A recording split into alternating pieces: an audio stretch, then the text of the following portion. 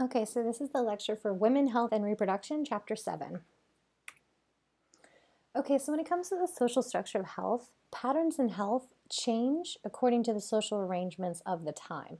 So, for example, differences in life expectancy for men and women did not emerge until the beginning of the 20th century. So, it really had to do with industrialization.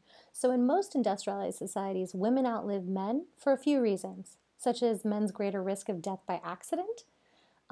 Again, that itself is a function of men's engagement in risky behavior, violent activity, and alcohol consumption. So the environment men and women live in has an enormous impact on various health outcomes.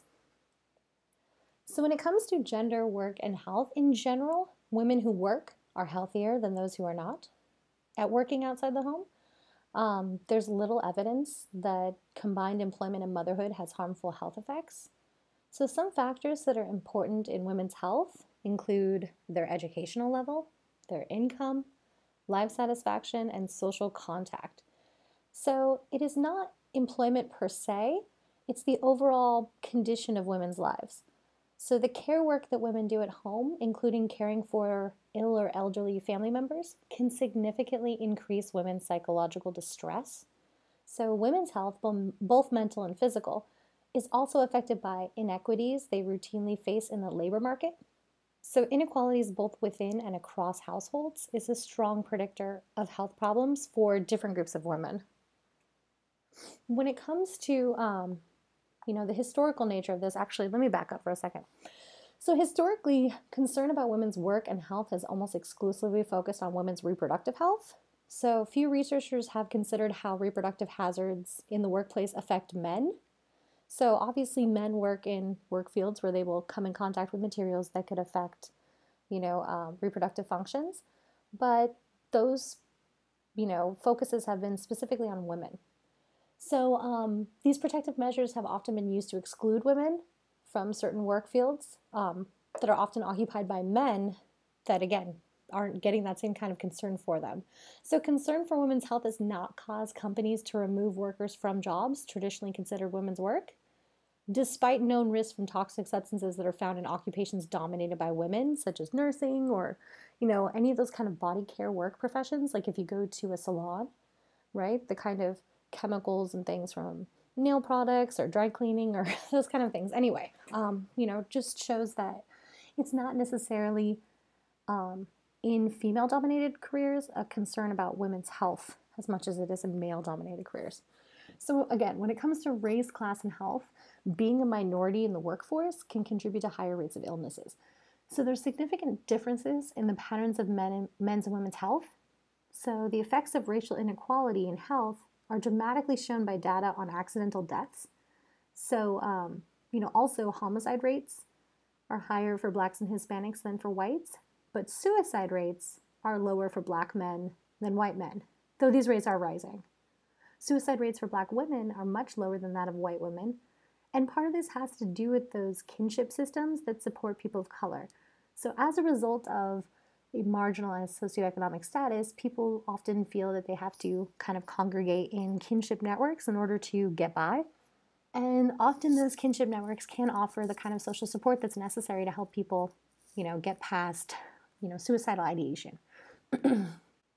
Infant mortality is another issue that reflects racial imbalances, as rates of infant mortality are nearly double for Native American women and black women than they are for white women. So in many ways, this is linked to the fact that women of color and poor women have been denied control over their reproductive lives historically. So many poor women of color have been sterilized, often without their consent, right? This is a practice that very controversially was going on in California for years. Actually, there's women that they argue up until 2010 in California prisons, women, specifically Latina women, but women of color were being forced sterilized, often without their consent, meaning that they would never be able to have children again. So social class, of course, overlaps with race to structure these experiences in the healthcare system, leading to different rates of chronic illnesses, disabilities, and infectious diseases. So most research on eating disorders has focused on middle-class white women, but newer research is looking at women of color and eating disorders. So also expanding the understanding of what eating disorders are from just that of anorexia and bulimia to also the idea of compulsive overeating, which is a large issue as well in our culture. And so when it comes to compulsive overeating, anorexia, and bulimia, these are all on the rise among African American and Latina women. When it comes to this idea of the body and weight, most American women are not happy with their bodies. Is that surprising when we look at the cultural landscape? Obviously, our culture has an obsession with beauty, which itself, that conception of it, that construction of it, is raced and gendered. So these values are very socially constructed. How we define bodies is linked to our gender, our race, and our class values. So we're all taught, men and women, to dislike our bodies, which has a lot to do with the media and specifically advertising, which we'll be talking about a lot. So eating disorders are a consequence of the cultural obsession with weight and thinness. So we see high rates of anorexia and bulimia throughout the culture. Many with eating disorders see themselves as heavier than they are, no matter how much weight they lose. It's never enough, right? And this is often compounded by what, I have pictures of here at the bottom, this kind of thinspo movement or thinspiration, right? This idea that, there's a lot of social media backlash against kind of a more pro-body argument that was going around in social media that was kind of a body acceptance and, fighting against fat shaming and these kind of things. But there's also been a counter movement on social media of what they call, thinspo, thinspiration, or pro-anorexia blogs. So I have a couple pictures here, such as waking up thinner is worth going to bed hungry, or next time you're about to lose control, do you want hip bones or a pizza, right?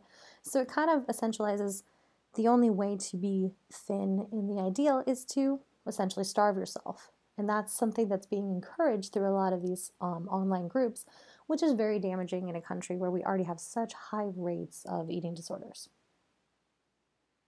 When it comes to substance abuse, alcohol, drugs, and smoking, often issues like this are seen as individual choices and not the function of gender relations within society. But when it comes to alcohol, men typically drink more frequently than women, which means men are more likely to be problem drinkers. But drinking among women who are 18 to 20 has increased dramatically. Heavy alcohol use is especially common on college campuses where binge drinking has become, a vocal point for national concern. So this drinking is not just a health issue, but it's also related to sexual assault and rape issues on college campuses and in campus fraternities.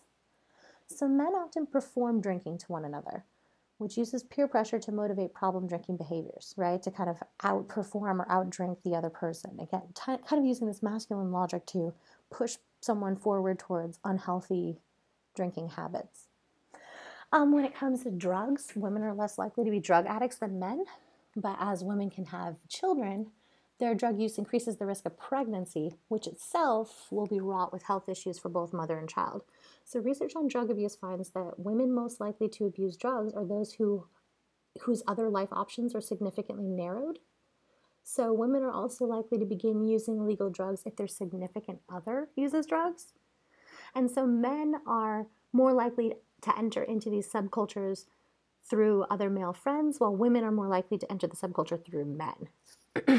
Also, when it comes to smoking, historically, men are more likely to smoke than women.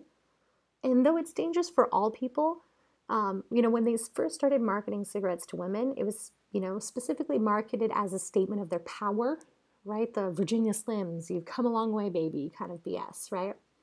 So when women begin to smoke, though, they are more likely to continue smoking than men. So this is an important issue specifically for women. When it comes to women and AIDS, of course, the history of AIDS is interesting because originally AIDS was thought of as a disease that only affected gay men. And as a result, it was not taken as seriously as a social health issue as it should have been. And many did not care about the status or lives of homosexuals. So they kind of let the disease proliferate in the early 90s or the early 80s, instead of addressing it as a health issue. So AIDS is often transmitted through sex or intravenous drug use. Globally, AIDS is the leading cause of death for women of reproductive age. And this problem is especially tragic in sub-Saharan Africa, where 2/3 of all new cases come from. So having unprotected sex with an infected person is a common reason that these women contract AIDS. So since women in these areas are not often able to negotiate safe sex due to either power arrangements, lack of available contraceptives, this leaves them susceptible. So this is a health issue, but it's also a social and political issue as women, are dying from something that is preventable because they don't have access to resources and they don't have the kind of power in the relationship to establish, the need for contraceptive. When it comes to disability, so just in general, the term disability carries multiple meanings and has been challenged on some of those meanings that define people as inadequate instead of seeing differences in abilities as simply that, differences, right? So, random story. So I was an undergrad here at Cal State Fullerton, and I remember taking this Student Leadership Institute thing. It was like a social justice leadership track thing. And we're sitting in this room and we're all like talking about different social justice issues. And the leader of the seminar showed everyone this picture. And it was basically like this big ass kind of government looking building with like 1,000 steps leading up to it. And he asked the class or the group, who would feel the most disadvantaged or left out of this group. So of course, in my group, me and my boyfriend, a couple of our friends were in this thing, and we're all sitting around, we're coming up with all these ideas, and we were getting super deep into it. Like, oh, well, since it looks like an institution of power, maybe people of color or women or, just different marginalized groups would feel like pushed away. And I remember when we were going around and sharing, the guy who was leading the seminar was kind of entertained by how deep we went into these kind of speculative notions of who could be feeling left out. And then after everyone went through all their groups and shared, he showed us the picture again, and then he backed out a little bit. So it had been zoomed in a little bit. And at the very bottom of the picture, at the bottom of all of those stairs, was a person in a wheelchair. And I remember it like blew my mind. It was one of those things where I was like maybe like a junior in undergrad, and I was like, I got this figured out. I'm so progressive. I care so much about the rights of everyone, blah, blah, blah, that I'd challenge my privileges. And then here I was sitting in this group realizing I didn't even think about a disabled person and how hard it would be to feel included, to feel like you're part of that building if there's 1,000 steps leading up to it, right? So again, this is something that, kind of profoundly affected me in that moment because I realized that, we really don't often think about people that are disabled in the same context as those that are able-bodied. Though often, the kind of consequences that they face are a result of us not understanding that, right? So when you think about the meaning of disability and the social assumptions about gender, you can see how masculinity is equated with strength and power, while femininity is equated with sexuality, right? So both men and women that are disabled are seen as asexual. It shows how our expectations of bodies are framed in very gendered ways. So statistics show that women are more likely to be disabled or develop a disability and need help with care than men are. So this is an issue that's especially pressing for women. Okay, so when it comes to the politics of reproduction, the issues of abortion, birth control, and pregnancy are at the heart of feminist politics and are the core issues around which feminist analysis has been built. So when it comes to birth control, on one hand, it's a personal choice, and on the other, it's a controlled decision that's, basically mitigated through the state. So the social organization of scientific and medical institutions deem it appropriate, so therefore, the state deems it appropriate, so therefore, it's personal choice on behalf of women. So today, most people take birth control for granted, as younger generations were born after those rights were established. And before the constitutional right to birth control was established, laws varied from state to state, and even in states where it was legal, it was still up to a doctor as to whether they would prescribe it to a woman. So this shifted control from women to men in the medical establishment. So our current policies on birth control are shaped by a political context that puts control in the hands of men in the government, often sacrificing women's reproductive freedom in the interest of political deal-making. So we did talk about the kind of Sandra Fluck situation, or the fact that, the religious exemption for covering birth control through Obamacare, and how, you know, the kind of politics of that stuff, that the panel that got to make the decision on women's reproductive health included no women, right? So nowadays, many young women choose to use birth control, and in many states, teens can access them without parental approval, which, you know, with raising rates of women using contraception as teens lowers the teen pregnancy rate. So of these teens that do use contraception without parental approval, 70% said they would not access these services if they had to tell their parents. So we talked a little bit about it in class, how some of these restrictions that might seem common sense from a legislative level, when it actually hits the ground, it dramatically affects different groups. When it comes to abortion, a woman's right to choose abortion was established by the case Roe v. Wade, 1973, and it established different standards for when you can have an abortion. In the first trimester, the second trimester, women are allowed to terminate their pregnancy, but when they get to the third, they are not allowed to have an abortion unless it's to preserve the health and life of the mother. So in 1989, the Supreme Court gave the states the right to impose substantial restrictions on abortion, and as a result, 87% of all U.S. counties do not have an abortion provider.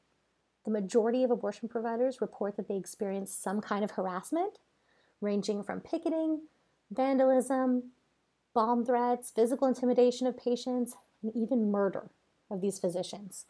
So, you know, for example, you know, Dr. Tiller, which I'm going to show you a clip about in a moment, you know, who was a doctor that was, you know, an abortion provider that had, you know, faced lots of bomb and death threats, and he was murdered, actually, while he was attending church, ironically enough.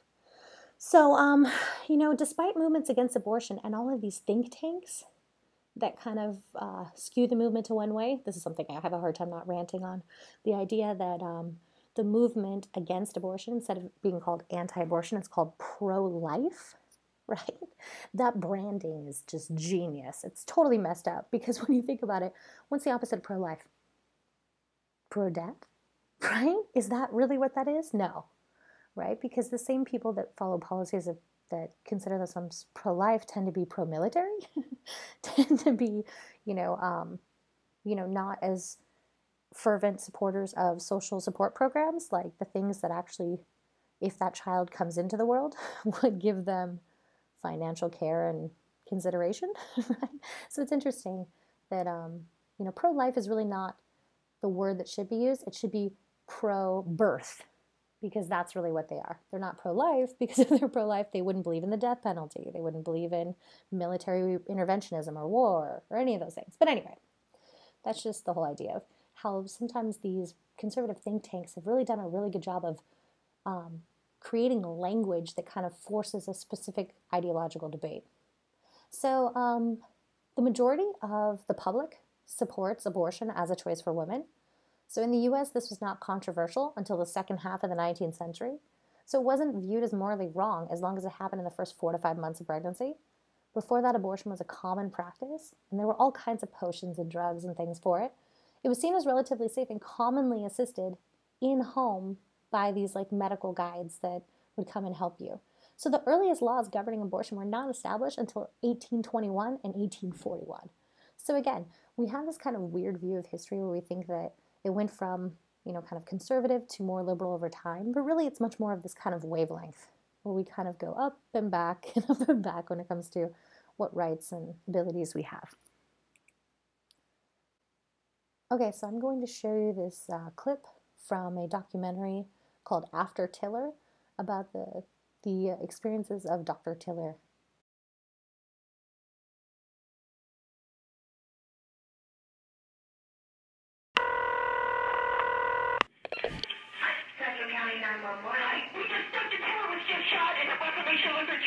George Tiller was a target of anti-abortion extremists. His Wichita clinic was bombed in 1985, and then, at the age of 67, he was murdered at church.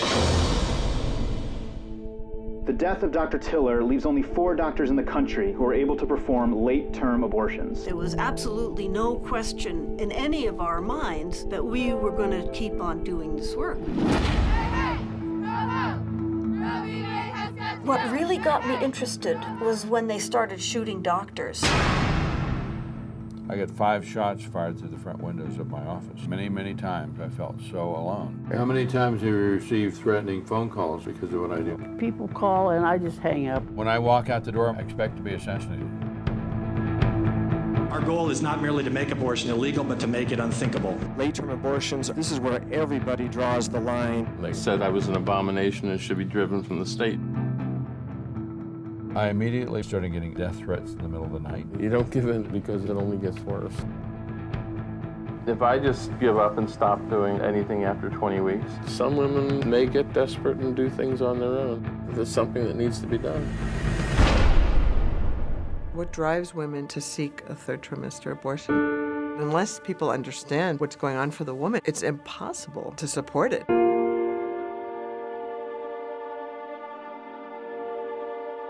It's guilt no matter which way you go. Guilt if you go ahead and do what we're doing, or bring him into this world and then he doesn't have any quality of life.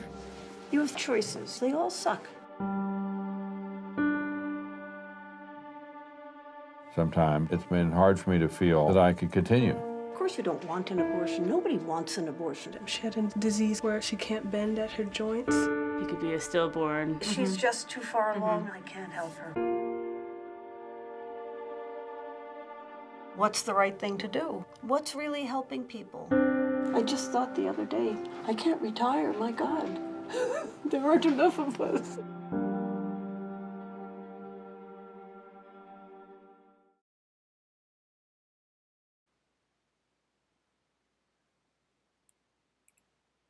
Okay, so let's see here.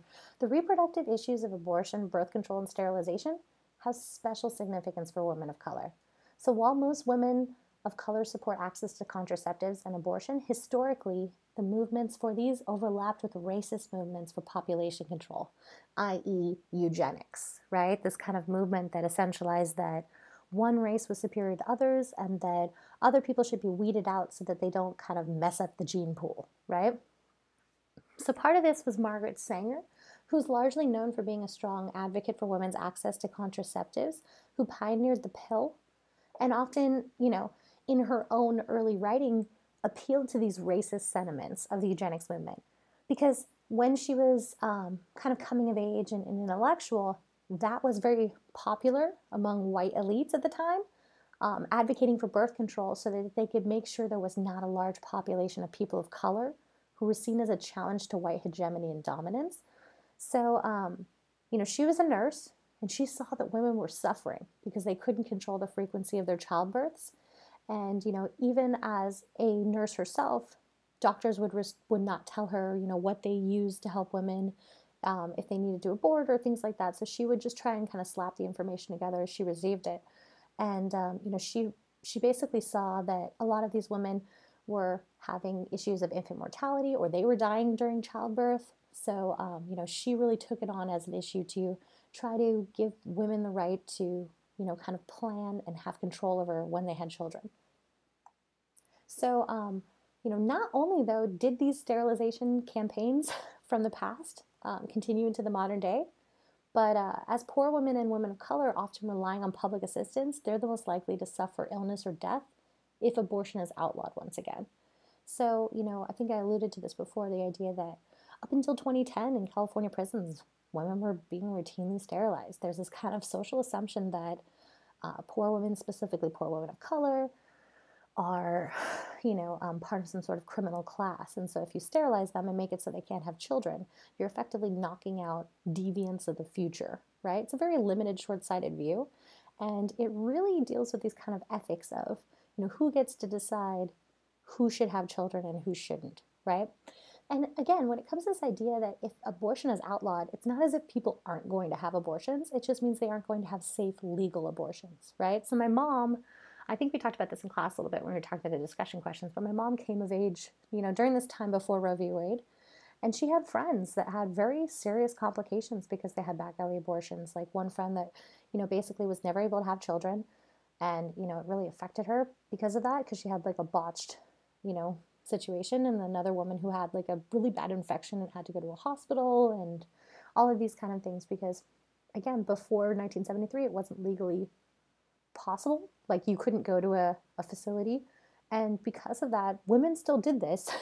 They just did not do it in a way that was kind of clean and verified through the medical establishment.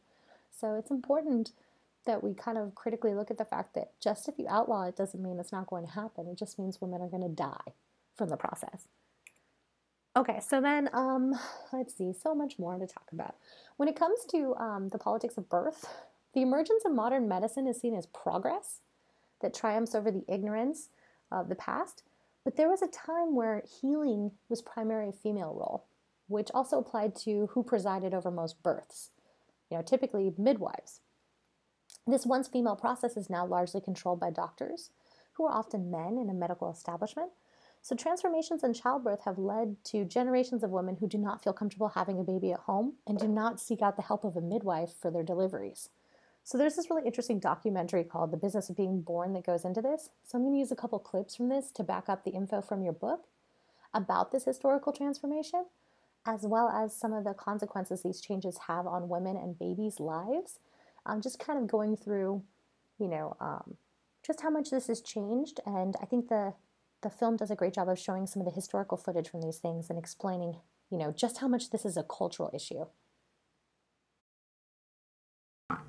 Can I put the tube in the baby's head? Only if I can do the episiotomy. Okay. Today, most obstetricians, most of them, have no idea of what a birth can be like. Very few doctors have ever observed a normal birth in medical school or in the hospital. It's almost an oxymoron. How often do you get to see a fully natural birth?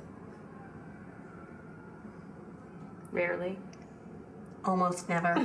Well, I always think that midwives do a better job at the normal deliveries than we do. For a normal, low-risk woman, it's overkill going to a doctor. It's just too much. The doctor's not really excited about things when they're normal. The EEG, the BP monitor, and the AVV. Yes, doctor. And get the machine that goes bing! Because obstetricians are socialized to search for pathology, they often see pathology where it doesn't exist. They find pathology because then they have something to do. Yeah. An obstetrician is a trained surgeon and usually very, very good at what he or she does, and thank goodness we have them. I'm so grateful that we have obstetricians. They're surgeons. They should be doing surgery all day, every day when it's needed. They should not be doing normal births because they're not trained in it. They have no idea how to do it. Everywhere else in the world, that's what they do. You can go to Great Britain, you can go to France, Germany, Scandinavia, Australia, New Zealand, Japan, go to all the highly developed countries where they are losing fewer women and fewer babies around the time of birth. And what do you see? You see midwives attending 70 or 80% of all the births. And the doctors are there to take care of the small percent that develop the complications. That is the proven system everywhere in the world, and the United States stands alone.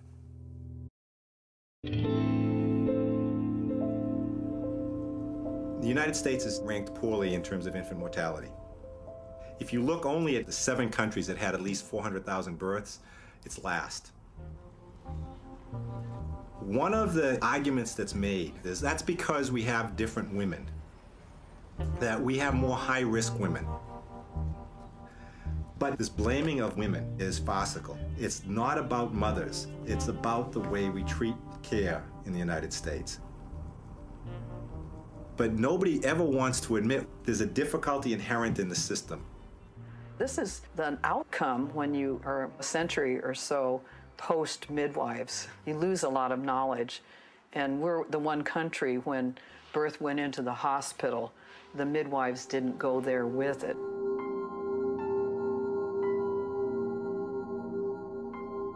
In the early 1900s, physicians, mostly in the East, but also in the Deep South to some extent, went on a very effective smear campaign against midwives. They would make posters showing a black granny midwife in a very poor home delivering a baby and saying, "Would you want this kind of person to deliver your baby?" It was sort of a cultural shift where midwives were portrayed as a vestige of the old country. They were dirty, they were ignorant, they were illiterate. And so hospitals were offered as this gleaming, wonderful place where you could go and have a baby that would be cleaner and safer.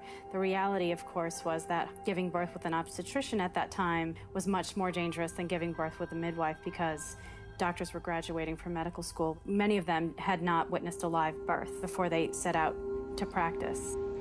What happened was the OBGYN specialty hospitals started to sprout up, and those professionals started to multiply, and they needed a job. You know, business took over. All of a sudden, the concept of normal changed.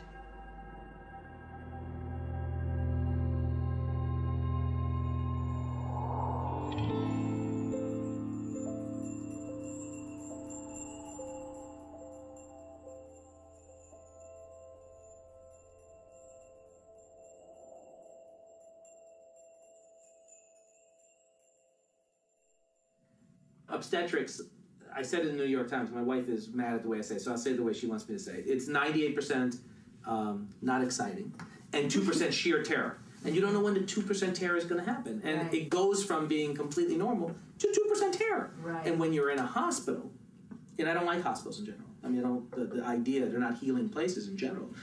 But they are good for when you have that terror. My issue is for those women that have the normal, the 90% that have no complications, they come through the hospital and they're put through these, you know, it's like this system where they're flat on their... And It is totally. They want a natural birth, or they That's want to have That's a vaginal birth, and That's right. there's all these things are stacked up against them. Absolutely. They've told women, come to us, we'll take care of everybody's birth. Doesn't matter what kind of birth you want. We're open to anything. And then you get there and you realize, no, the hospital system is really set up one way to handle one kind of birth. And you just get put through that system. And it's a fight to try to not get put through that system. Oh, she was 2 to 390. Excellent. On Pitocin. This is Pitocin, which is the medication given through the IV that causes contractions. Room 2, induction is doing fine. Just check that she's on pit. How much Demerol were you going to give? Room 3, being induced. Give the equivalent of Stadol. Just make sure we're going up on the pit. Just make sure that she's on pit and something's happening with her induction. Pit her means to basically instructing the nurse to start Pitocin. I asked to keep upping the pit. Probably about 90% of our patients at some point are on some type of augmentation. She's not anywhere near adequacy, so we just have to keep upping the pit. If you're not making that change in that segment of time that we're looking for, then we're going to try to facilitate things. Maybe start pit. So we need to upper Pitocin. Pit at 6:30. Hospitals are businesses. They want those beds filled and emptied. They don't want women hanging around in the labor room. You get this feeling at the hospital where there's like a limit to how long you can be in labor. Like, oh, it's been 12 hours, so now you need Pitocin. Oh, I did know the pressure was on, you know, as we got into like 20 hours, 21 hours. At the hospital, I had Pitocin, and then that made me itchy, so they give you something else for your itching. I knew once they gave you that Pitocin, you need the epidural. Feel better now that you have your epidural? Oh my God, yes. And then things come on really strong, so then you get an epidural. And if you're uncomfortable, we can always give you more. It was very easy for them to start doing things that we hadn't really wanted them to do, like Pitocin and whatnot, because I already had the IV in my arm. They don't really give you the option, you know. And then another epidural, because nothing was happening. You're having a contraction right now. I don't feel pain. Automatically, they were like, oh, you need an epidural. We'll get the anesthesiologist. So she's getting her epidural, then we'll put in the Foley bulb for induction. They gave me another drug called Stadol. 17 hours of Pitocin. They gave me that, and I remember that made me, I was like, what's going on? What's going on? There's something wrong. Cervidil was the end. Once Cervidil happened, any chance beyond that was gone. It was gone. I hated that drug. You know, it seemed to me that once they started an intervention, they all just kind of, it was a domino effect. The whole thing is like a big snowball effect. In the hospital, you're not allowed to have very long labors.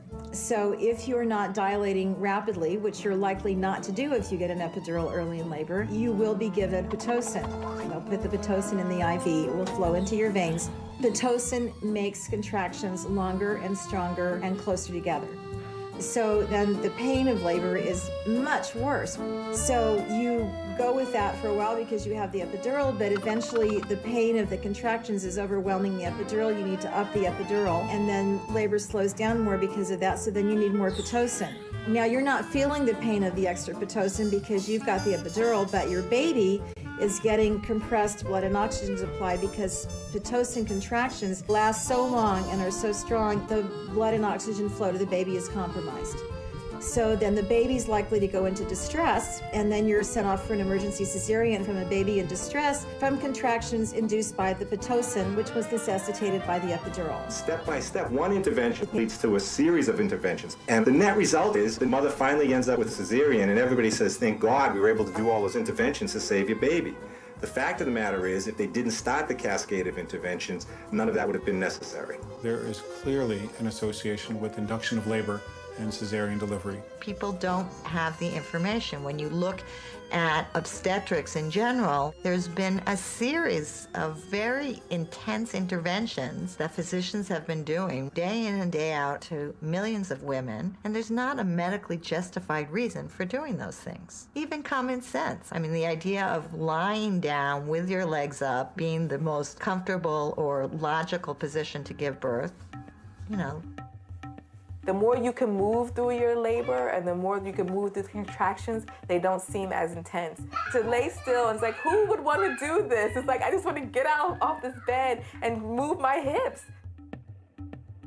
The lithotomy position is the most physiologically dysfunctional position ever invented for birth because putting the mother flat on her back literally makes the pelvis smaller, makes it much more difficult for the woman to use her stomach muscles to push, and therefore makes it much more likely that an episiotomy will be cut or forceps will be used or the vacuum extractor will be used. Eu tô aqui, no momento que o neném está saindo, ele não consegue, dificilmente, é praticamente impossível ele sair sozinho nessa posição. When the baby goes in the womb, she starts the birth like this, and then go like this. But when he finds a little spot here in the spine, then he needs to do like this.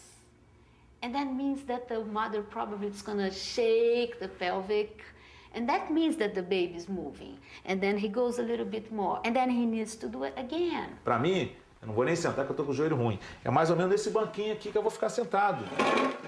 Porque cócoras, ela tá aqui assim. A mesa de cócoras, aqui, ó. Tá aqui, ó. Desculpa. A cadeira de cócoras é essa aqui, ó.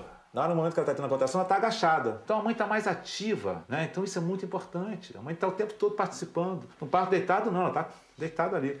E o médico está orientando. Faz força!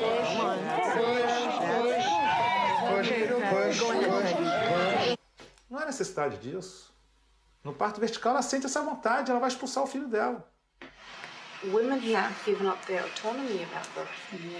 Women are so afraid of birth because you do not have an image of what birth looks like. Women in America don't know what's normal about birth. They watch A Baby Story, they watch Maternity Ward, you know, they watch these programs. I think there's a lot of fear instilled in women around birth. Every birth that you see on television is women screaming and being rushed down the hallway and looking like in an absolute dire emergency. You know, so why should women feel confident about giving birth when the whole culture is telling them this is scary, this is dangerous? Women expect to have traumatic experiences. That's why they're all having epidurals, because they're terrified of what this is. The births on television are very dramatic. I would be extremely frightened too if I saw these women strapped, and there's always some sort of danger that the doctor comes in and saves that woman. Mommy, the baby's heart rate is going a little bit down, okay? And I don't like that. So next contraction, if you're not going to push the baby out by yourself, I will help you with the vacuum. Obviously, if people are playing the your baby's in danger card, that's it. You know, that's when the battle is over. Mommy, we need to deliver this baby, okay? Listen to me. You need to concentrate about your contraction. And push! That's one of the great manipulative techniques that are used, is when a woman starts to question, wait, why do we need to do this? Wait, is there something else we can do? You know, the first thing you turn to is, oh, it's for the good of the baby. Whether or not it is, you'll do anything, you know, because if you go on to question it, well, then you're a bad mom, you know? So who's gonna do that? It's been about 2 hours. So I recommend a vacuum-assisted delivery. It's not as if I'm just gonna pull the baby out of you, I'm just gonna assist in your efforts, because it's time. You get a one-sided story, and it's very easy to convince a woman to have this procedure, that procedure, especially because there's a huge power disparity. What is the risk to the baby? Minimal. So if you're in labor and the doctor says, wow, I think we need to do X, you're going to say, yeah, we better do X. The doctor may think he's offering you an option, but you hear the expert advising you to do something. What do I do? Nothing, dear. You're not qualified. Sedate her, number the child, measure it, blood type it, and isolate it. Please. Can I tell you something? It is so hard to find this birth stuff. Really? Oh my god, it like Is doesn't the researcher exist. still doing stuff or no? Yeah. That was like the Twilight Sleep cribs. Looks like a torture chamber. And look at what they did to them. It was like a straitjacket. Oh Look at that. They like blindfolded them. What year is this? This is in the 20s.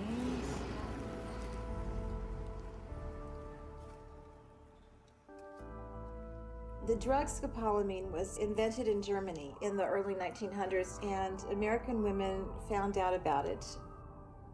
Remember that at that time, women were still being told that the pain of childbirth was the curse of Eve, and that it was because of Eve's sin in the Garden of Eden that women had to suffer during childbirth. So you can imagine how the modern liberated feminist attitude at the time would be, I certainly do not have to suffer. And if there are drugs around that keep me from having to suffer, then I'm going to go find those drugs because I'm a modern woman. Women thought that it took away pain during childbirth, but it doesn't. It actually just takes away your memory of the experience. So scopolamine spread rapidly across the United States, and by the 1960s, almost everyone was having twilight sleep. Now, it does take away memory, but it also takes away self-control. It takes away self-awareness. So women screamed and tried to climb the walls and spit in people's faces and tried to claw the face of the doctor or the nurse. So the hospitals developed the technique of strapping the women to the hospital bed with lamb's wool, because if you used anything else, it would leave marks on their wrists, and then their husbands would want to know what was done to them. And so women were literally strapped to beds and left there for days, sometimes in their own poop and pee. It was a very brutal period in American birthing history. If you look at obstetrics for the last 50 years, what do you find? In the 1930s, they were giving x-rays on every pregnant woman to measure her pelvis. And then in the 1940s, they discovered that that caused the baby to have cancer. So they had to stop it. And then in the 1950s and 60s, they had another drug called thalidomide, which caused babies to be born without arms and legs. And then they had to stop that. But you see, in every case, it was after the fact. In the 1990s, they were giving Cytotec to induce labor in women who had had a previous cesarean. And they ended up with hundreds and hundreds of ruptured uteruses and many, many, many dead babies before they found out, finally, in 1999, that they shouldn't do that. But you see, there's not a good history in obstetric practice of careful study of the long-term effects of all these interventions. This is why, if you really want a humanized birth, the best thing to do is to get the hell out of the hospital.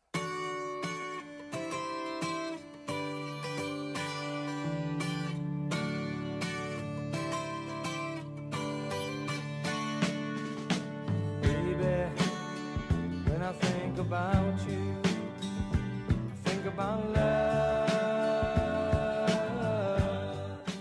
Historically, the home birth movement grew apace again after it was basically cut out from under the midwives at the turn of the century during the hippie era, when there were communes. And the communes mimicked, in many ways, kind of immigration communities. They mimicked, extended families. And so midwives were reborn, in a sense, during that era. We wanted the choices. We didn't want somebody else making the rules that didn't understand us, that thought we were machines instead of people with feelings, because we knew that feelings affected birth.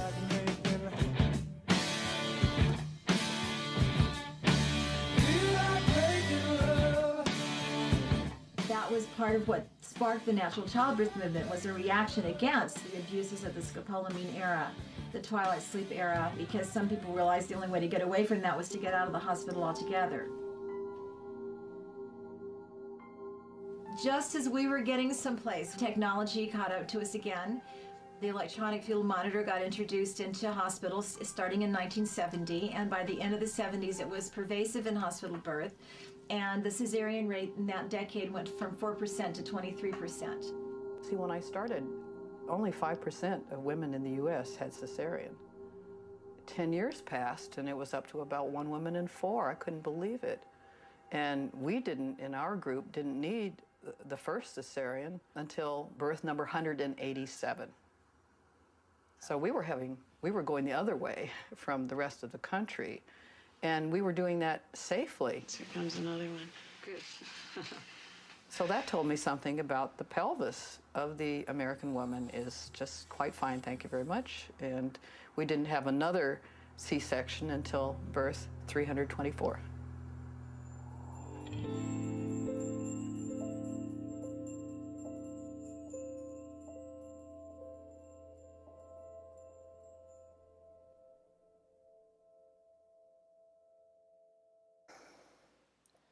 Okay, another thing I kind of don't want to talk about, but it's on there in your book, is J. Marion Sims, right?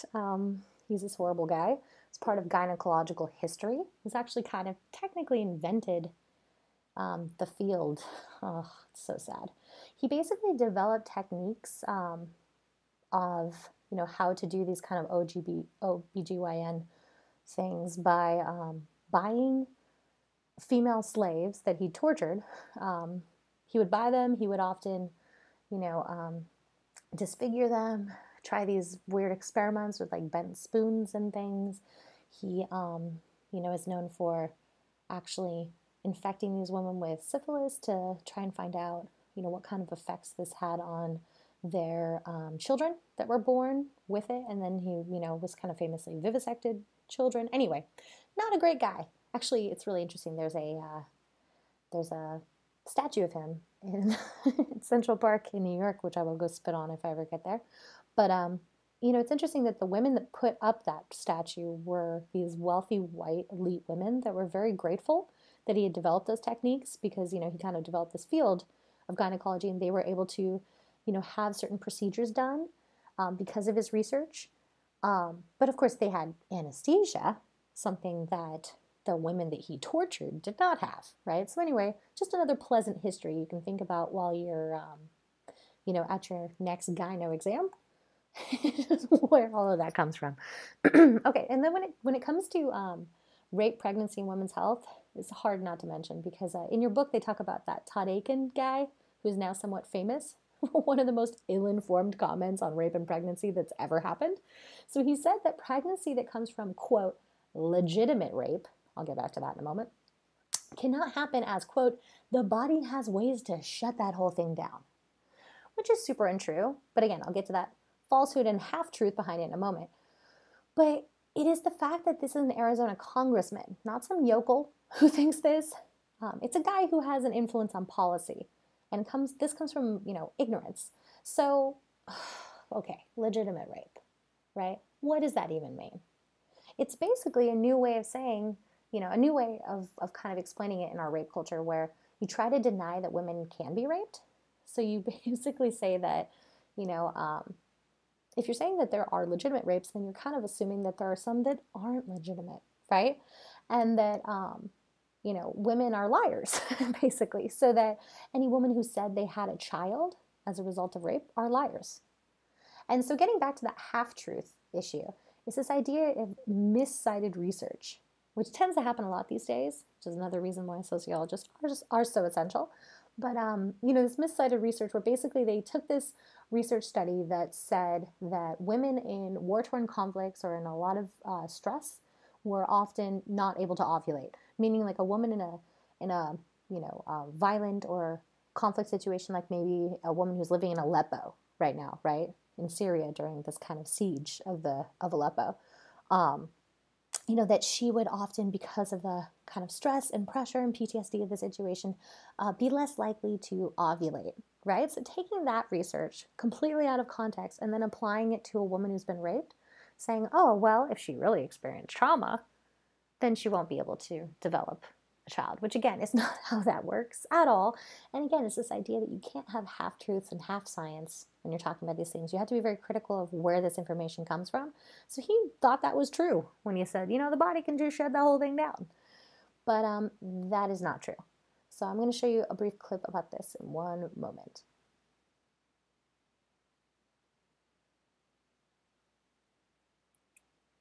Okay, so like other social institutions, healthcare is a gendered institution. So when it comes to women, they tend to represent 75% of all healthcare workers, yet they're mostly found in the least pay and lowest status jobs in the healthcare industry. So women in recent years have moved into jobs as physicians, with now 34% of physicians and surgeons being female. Women are also now half of students in medical schools. This is more of a cycle really than a new development, as at the turn of the 20th century, 20% of physicians were women. So the entry of women into medicine is historically closely aligned with feminism and the new opportunities it encourages for women. So most medical schools at the turn of the last century barred women from attending and tried to funnel them into nursing schools. And those who did make it encountered hostility from their peers and were excluded from the old boys network that helped people get jobs. So if one issue remains from that time, it's the fact that women often lack mentors in these fields. So while these gains are encouraging, most women in the healthcare industry are nurses, dietitians, health technicians, and aides. And nurses often face gendered understandings and the subordination of nurses to the authority of doctors, which, kind of splits the task of the medical industry into tasks of curing for doctors and caring for nurses. So with the new healthcare provided under the Affordable Care Act, or Obamacare, right, many who did not previously have insurance have been able to purchase low-cost insurance or get free coverage depending on their income. Before this law, women's access to insurance largely depended on their employment and marital status. So employed women were less likely to be covered than employed men, which reflects the inequalities in work that we discussed previously. Coupled with race, discrimination in the workforce, women of color even less likely to receive coverage through their jobs. So some of the new changes that come from the system from Obamacare include women and men cannot lose their insurance if they're unemployed. People cannot be denied for pre-existing conditions. And women are protected from discrimination by private insurers. So women get expanded coverage of preventative care, meaning you get a free PAP, prenatal care, mammograms, and treatment of STDs. And, which is great, women can no longer be charged more for insurance than men, which was a very common practice before the ACA or Obamacare, kind of launched. So birth control costs are now covered, and young people can stay on their parents' insurance policies until age 26, something that kind of addresses the fact that a lot more people are staying home a lot longer. And so when it comes to the women's health movement, many of the now routine things you can observe in the healthcare system have their origins in the women's health movement. So one example is the proliferation of pink, and those pink ribbons we see that are largely a result of feminists trying to raise awareness of the issue of breast cancer that affect many women. But unfortunately, women's bodies remain predominantly in the hands of men. So feminists are likely to continue organizing on these issues in the years to come. So I'm going to show you a quick clip here as well that we talked about in class, where Elizabeth Banks is talking about the specific health issues that women face when it comes to heart attacks. So, we know the kind of thing that if your left arm goes numb and you feel a pain in your chest, and that means you're having a heart attack. But actually, heart attack symptoms are different for men and women. So it's important to understand those kind of nuanced differences for women so that they can see what's happening to them as a heart attack. So I'm going to show you that clip right now.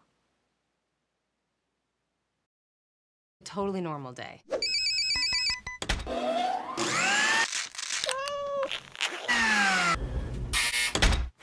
Mom! Okay, move objection deadline to the third line after survey. Oh, honey, for when you always use the verb estar.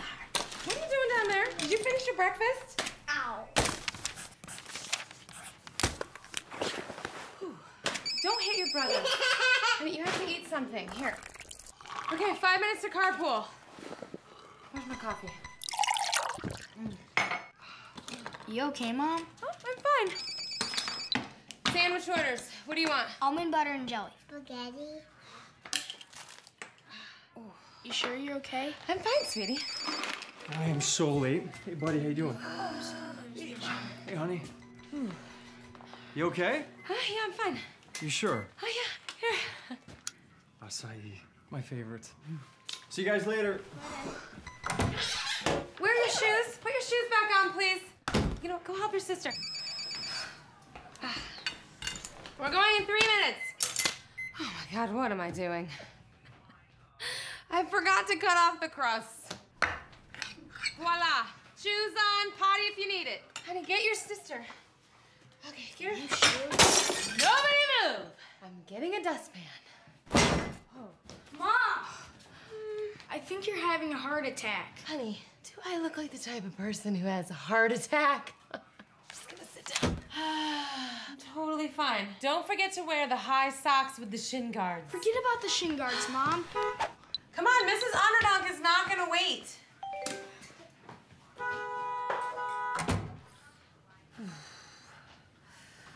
Whoa. Okay. 9, 1, 1. Hi, sorry to bother you. I think I might be having a little heart attack. Nothing really, just some nausea, tightening of the jaw, dizziness, shortness of breath, muscle pain, achiness, this terrible pressure in my chest. Oh, really? They can be here in how long? 2 minutes. Can you make it 10? I thought I had gas. Turns out I was having a heart attack. Heart disease is the #1 killer of American women. So now I take care of my heart and I tell the women in my life to do the same. Sounds great, by the way. That's nice, sweetie, but that's not my heart. That is. Make it your mission to save your life and the lives of the women you love. Find out more from the American Heart Association at goredforwomen.org.